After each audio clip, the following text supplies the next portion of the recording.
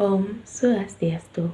Perkenalkan, nama saya Nila Putaya Pramisi Dewi dengan NIM 20120111035. Nah, di sini saya akan menjelaskan mengenai dasar-dasar teori semiotik, metode penelitian semiotika, dan penerapan teori dan metode semiotika. Nah, yang pertama ada dasar-dasar teori semiotik. Nah, ilmu tentang tanda-tanda itu disebut dengan semiotika. Nah, semiotika itu mempelajari sistem-sistem, aturan-aturan, dan konvensi-konvensi yang memungkinkan tanda-tanda tersebut mempunyai sebuah arti. Nah, semiotika itu berasal dari bahasa Yunani, yaitu dengan kata semion, yang berarti tanda. Nah, semiotika itu adalah ilmu tentang tanda-tanda. Nah, tanda itu mempunyai dua aspek, yaitu penanda dan petanda. Nah, ada macam-macam tanda, yaitu yang pertama ada ikon, yang kedua indeks, dan yang ketiga ada simbol. Nah, yang pertama ada ikon. Ikon adalah tanda yang menunjukkan adanya hubungan alamiah antara penanda dan petandanya, berupa hubungan persamaan. Misalnya, gambar rumah menandai artinya yaitu sebuah rumah. Nah, tanda-tanda yang bersifat ikon ini disebut dengan tanda ikonik. Nah, yang kedua ada indeks. Indeks adalah tanda yang menunjukkan adanya hubungan alamiah yang merupakan hubungan kausalitas antara penanda dan petanda. Nah, misalnya asap menandai adanya sebuah api. Nah, yang ketiga ada simbol. Nah, simbol adalah tanda yang menunjukkan bahwa tidak ada hubungan alamiah antara penanda dan petandanya. Nah, tanda yang berupa simbol ini adalah tanda kebahasaan.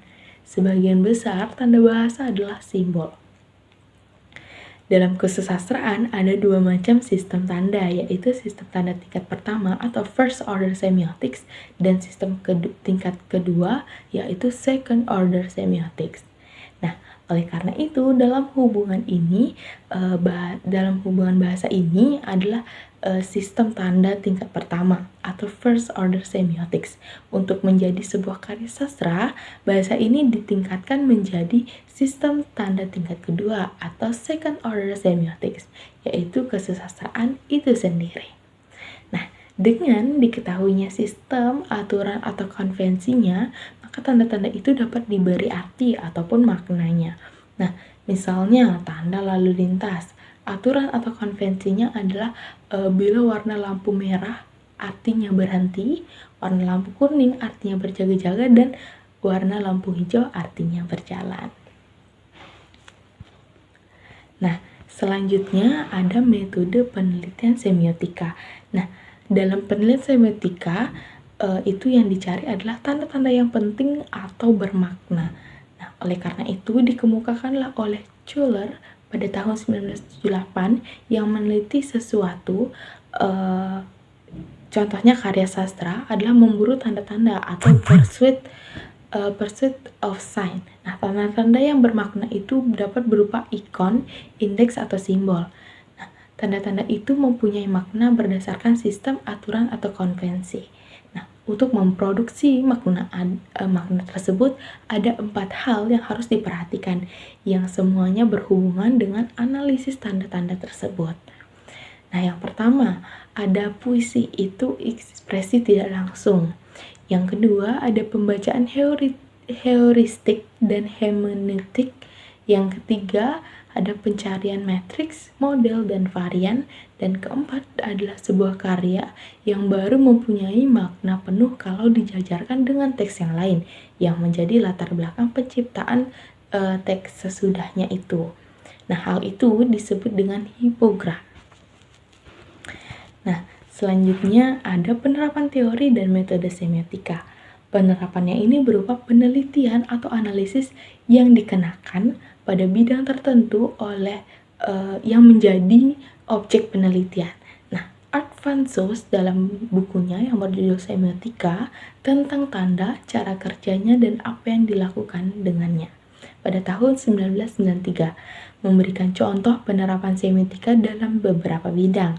Nah, bidang-bidang penerapan yang dikemukakan oleh beliau adalah yang pertama arsitektur dan tata ruang, yang kedua ada film, yang ketiga ada sandiwara, yang keempat ada musik, yang kelima ada kebudayaan, yang keenam ada interaksi sosial, ketujuh psikologi, dan 8 media massa. Nah, ada interaksi sosial. Nah, dalam interaksi sosial ini bahasa memegang peranan penting. Nah, dalam interaksi sosial banyak digunakan bermacam-macam sistem tanda selain bahasa, yakni sistem tanda nonverbal atau nonverbal itu seperti bunyi, suara, gerak, tanda-tanda visual. Nah, ada dua sistem tanda nonverbal, yaitu dalam kombinasi dengan tanda verbal dan tanda nonverbal yang berdiri sendiri. Nah, tanda nonverbal kelompok kedua ada non-paralinguistik, yaitu tanda-tanda yang tidak harus digunakan berkombinasi dengan tanda-tanda bahasa. Nah, sistem tanda non-paralinguistik nonverbal yang terpenting adalah mempelajari ekspresi muka, sikap tubuh, dan gerak tubuh. Nah, selanjutnya ada media massa. Nah, dikemukakan oleh Van Soest bahwa media massa pada instansi pertama badan pers mudah digunakan untuk penelitian semiotik. Pada garis besarnya, teknik-teknik analisis yang diterapkan terdiri dari teknik kuantitatif dan kualitatif. Nah, teknik analisis kuantitatif adalah yang paling mengatasi kekurangan dalam objektivitas, tetapi hasilnya sering kurang mantap. Nah, dalam surat kabar, perhatian terhadap masalah dinyatakan dalam jumlah kolom, besar kepala berita, jumlah ilustrasi, dan letak dari berita tersebut, seperti halaman depan atau halaman lainnya. Nah, pada analisis kualitatif, tanda-tanda yang diteliti tidak atau hampir tidak dapat diukur secara matematis. Nah, sekian penjelasan dari saya tutup dengan Paramasanti. Om Santi, Santi, Santi Om.